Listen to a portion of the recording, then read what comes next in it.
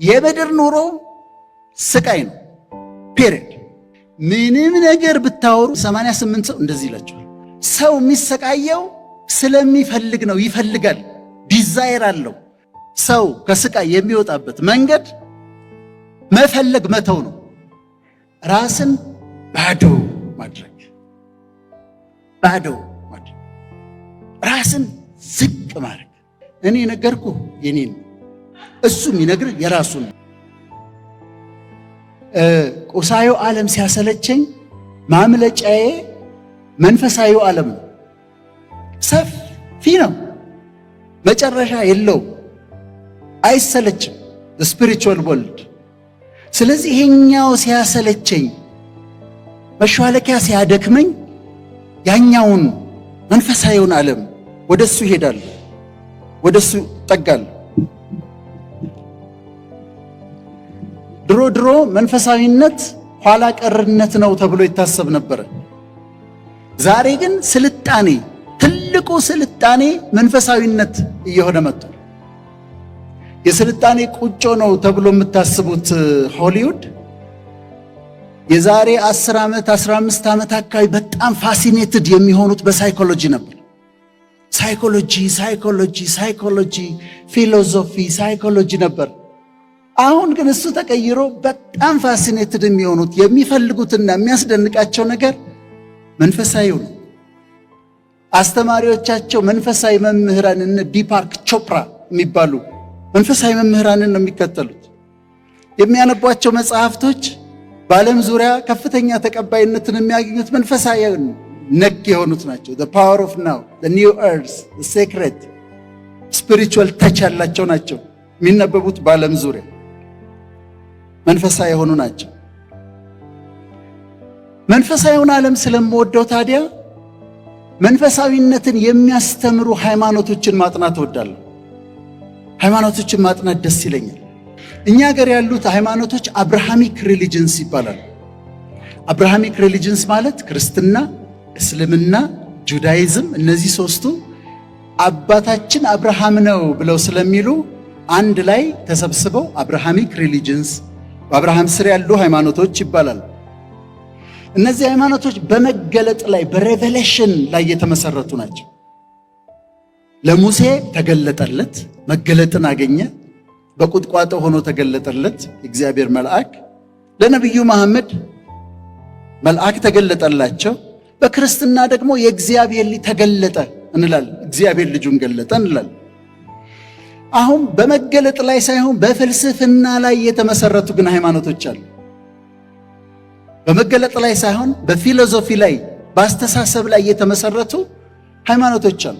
ኢስተርን ሪሊጅንስ የምንላቸው ሲድሃርታ ጋውታማ ይባላል ትክክለኛ ስሙ። ቡዲዝምን የመሰረተው ትክክለኛ ስሙ ይሄ ነው። እና የሀብታም ልጅ ነበር፣ የንጉሥ ልጅ ነበር።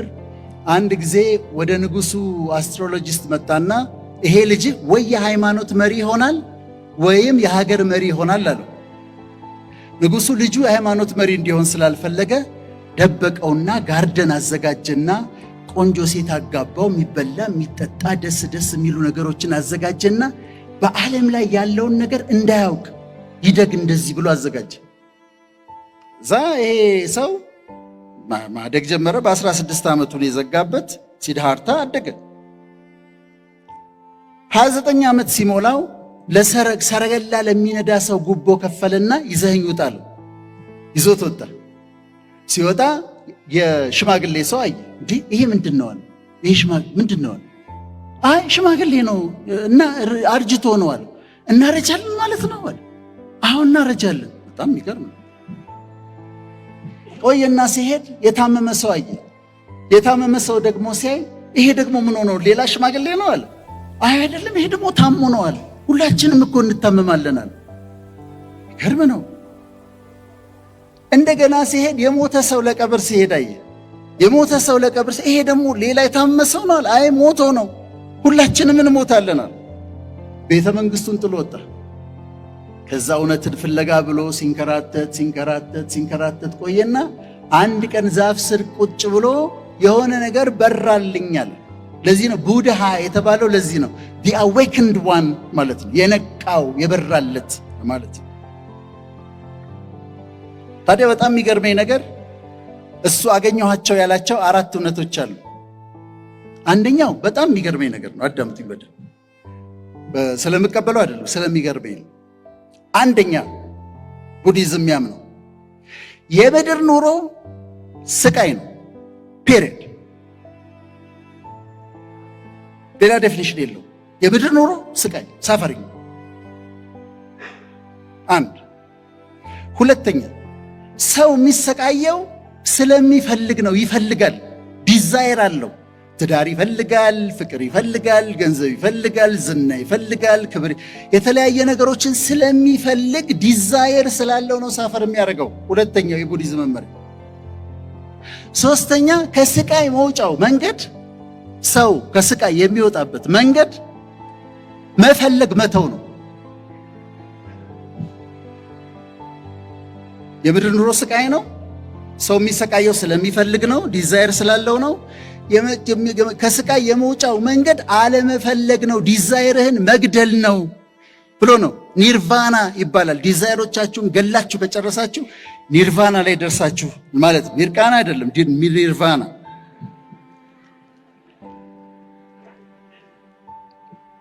ከዛ አራተኛው መውጫ መንገዶች አሉ ብሎ የሚያሳያቸው 8 መንገዶች አሉ። ቡዲዝም ያስተምረው ይሄንን ነው።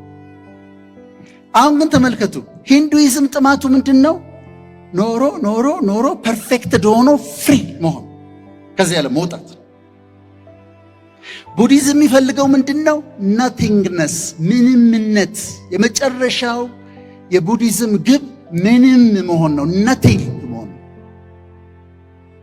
ፊሎሶፊ ይገርማል ማለት ባንቀበለው፣ ሱንያታ ይባላል። የሰው ልጅ ግቡ ባዶነት፣ ወደ አለመኖር መምጣት ነው ብሎ ያምናል። ነገሮቹ ኮንፊውዚንግ ናቸው። የወጣቶችን አልመክርም። እነ ራምፓን ኦሾ በደንብ ባታነቡ ነው መርጠው። ክርስቲያን ከሆናችሁ መጽሐፍ ቅዱሳችሁን፣ ሙስሊም ከሆናችሁ ቁርአናችሁን አጥብቃችሁ እንድትይዙና እንዲህ አካባቢዎች እኛ እንደው መሰረቱን ስለያዝን የኔን እምነቴን ጥብቅ አድርጌ ይዤ ነው ወደ እነሱ ሄጄ የምቀላውጠው እንጂ ለማንበብ ከሄዳችሁ በዛው ልትቀሩ ትችላላችሁና እንዳትነካኩት። እና የዛ እምነት ይኖራሉ። ግን እነዚህን ስለምቀበላቸው አይደል፣ የነሱ መብት ደግሞ የተጠበቀ ነው። የሁሉም ሰው መብት የተጠበቀ ነው። መቼም አንድ ሕፃን ልጅ በአባቱና በእናቱ መካከል ችግር ገጠመው። እግዚአብሔር ባለመኖር ማመን ይቻላል ለማለት ነው። እና አባትየው በእግዚአብሔር መኖር አያምንም። ሰው የተገኘው በሂደት ከዝንጀሮ መሰል እንስሳ ነው ይለዋል ለልጁ። እናቱ ጋር ደግሞ ሲሄድ እናትየው ደግሞ እኛ የእግዚአብሔር እጅ ስራ ነን፣ እግዚአብሔር ነው የፈጠረን ትለዋለች። አባቱ ጋር ይሄዳል፣ በሂደት ከዝንጀሮ ነው የመጣ ነው ይለዋል። እናቱ ጋር ይሄዳል፣ የእግዚአብሔር እጅ ስራ ነን ትለዋለች። አንድ ቀን ባልና ሚስት ተጣልተዋል፣ በጣም የከረረ ጠብ ተጣልተዋል። እና ልጁ አሁንም ሄደና አባቱን ጠየቀ። ከዝንጀሮ መሰል እንስሳ ነው የወጣ ነው። ከዛ ወደ እናቱ መጣ። እኔን እኮ ግራ አጋባችሁ ማማ፣ ይሄ እሷ እስከ ዝንጀሮ ነው የመጣ ነው ይላል። አንቺ እግዚአብሔር ፈጠረን ያለሽ አለ። እሷ በጣም ተናዳ ስለነበር እኔ ነገርኩ የኔን፣ እሱ የሚነግር የራሱን ሂድና ጠይቀው።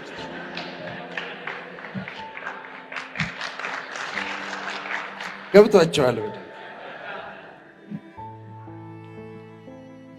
በክርስትናም ግን ኬኖሲስ የሚባል ሐሳብ አለ። ኬኖሲስ ማለት መሰላችሁ? ራስን ባዶ ማድረግ፣ ባዶ ማድረግ፣ ራስን ዝቅ ማድረግ። ስለ ክርስቶስ ሲናገር በሰው ምሳሌ ሆኖ ራሱን አዋረደ ይላል።